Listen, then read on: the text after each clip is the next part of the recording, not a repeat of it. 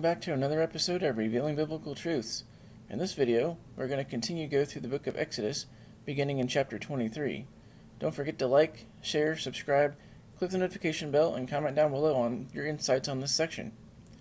So in chapter 23, Yah continues to lay out some statutes and judgments. First, he says, "You shall not tell a false report, or be a part of an untrue testimony of another. Don't follow a group of people to do evil, or speak in a group that does it." He continues, "Neither shall you countenance a poorer man in his cause. If you meet your enemy's ox or his ass going astray, you shall surely bring it back to him again. If you see his ass of him that hates you lying under his burden, and wouldst forbear to help him, you shall surely help with him. You shall not wrest the judgment of your poor for his cause. Keep you far from a false matter, and the innocent and righteous don't kill, for I will not justify the wicked.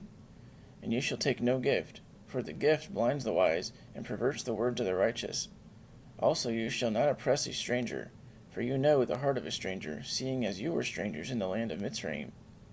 In 6 years you shall sow your land, and shall gather the fruits thereof. But the 7th year you shall let it rest and lie still, that the poor of your people may eat. And what they leave the beasts of the field shall eat.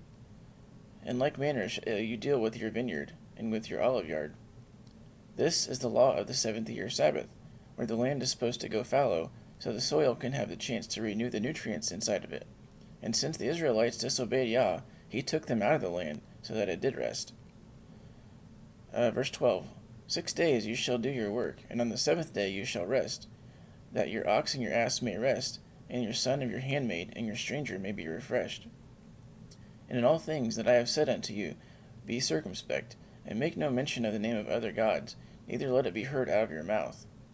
3 times you shall keep a feast unto me in the year. You shall keep the feast of unleavened bread. You shall eat unleavened bread for 7 days, as I commanded you, in the time appointed in the month of Aviv. For in it you came out of Egypt, and none shall appear before me empty. So this is the appointed times of Passover, unleavened bread, and first fruits of barley. And the feast of harvest, the first fruits of your labors, which you have sown in the field, the feast of ingathering, which is at the end of the year, when you have gathered in your labors out of the field. This refers to Shavuot or Pentecost, the first fruits of the wheat harvest, as well as tabernacles. 3 times in the year all your male shall appear before Yahuah Elohim. You shall not offer the blood of my sacrifice with leavened bread, neither shall the fat of my sacrifice remain until morning. The first fruits of your land you shall bring into the house of Yahuah Eloheka. You shall not see the kid in its mother's milk.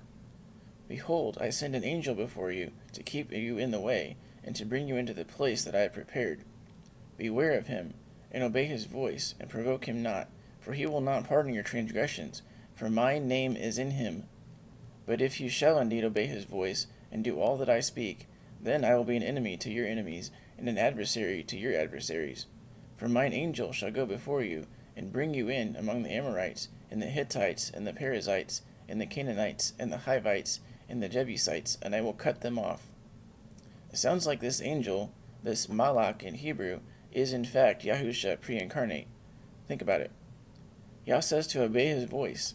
He is able to pardon transgressions, and Yah's name is in him. Yahusha. "You shall not bow down to their gods, nor serve them, nor do after their works, but you shall utterly overthrow them, and break down their images. And you shall serve Yahuah Eloheka, and he shall bless your bread and your water, and I will take sickness away from the midst of you. There shall be nothing cast there young, nor be barren in your land. The number of your days I will fulfill. I will send my fear before you, and will destroy all the people to whom you shall come, and I will make all your enemies turn their backs unto you.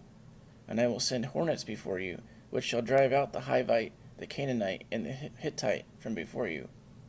I will not drive them out from before you in 1 year, lest the land become desolate, and the beasts of the field multiply against you. By little and little I will drive them out from before you, until you are increased and inherit the land. And I will set your bounds from the Red Sea even unto the sea of the Philistines, and from the desert unto the river. For I will deliver the inhabitants of the land into your hand, and you shall drive them out before you. You shall make no covenant with them, nor their gods.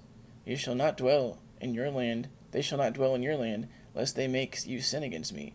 For if you serve their gods, it will surely be a snare to you. and that ends chapter 23. In chapter 24, Moshe tells the people of all the commandments, and the people replied and said that they would obey everything that he said. So then Moshe wrote all the words down. He built an altar and 12 pillars. He then offers burnt offerings and peace offerings. He then took the blood and put half on the altar and half in some basins, and then read the book of the covenant to the people, and sprayed blood on them as well. After this, Moshe, Aharon, and all the elders went up, and actually it says they saw Yah, but it says they saw Elohei Yasharel. And under his feet was a paved sapphire, and it looked like the Shemaim, the heavens. That's kind of interesting. And Yah said to Moshe to come up to the mountain so he could give him the 10 Commandments written on stone. In the book of Jasher, it actually says that these 2 tables of stone were also made of sapphire. On his way up to the top of the mountain, a thick cloud covered it, and the glory of Yah, literally the Kavod Yahuah, was on the mountain for 6 days, and on the 7th day, Yah told him to come inside. It says the mountain looked like it was on fire, and Moshe was in the mountain for 40 days and 40 nights, and that ends chapter 24. In chapter 25, Yah tells the people to offer whatever they can, and tells Moshe how to construct the tabernacle where he will dwell among them. First, they were to make the Ark of the Covenant. It goes into great detail here on how it was to be made, and I made a video on this. I'll post a link to in the description of this in the section down below. He also tells them how to make the table of showbread to put it inside the tabernacle. He then tells them how to make a 7-branch menorah, as well as the tongs and the snuff dishes, and that ends chapter 25. In chapter 26, it goes into great detail about how the actual tabernacle is to be made, but I will go over that in the next video. Thanks for watching. Till next time, Shalom.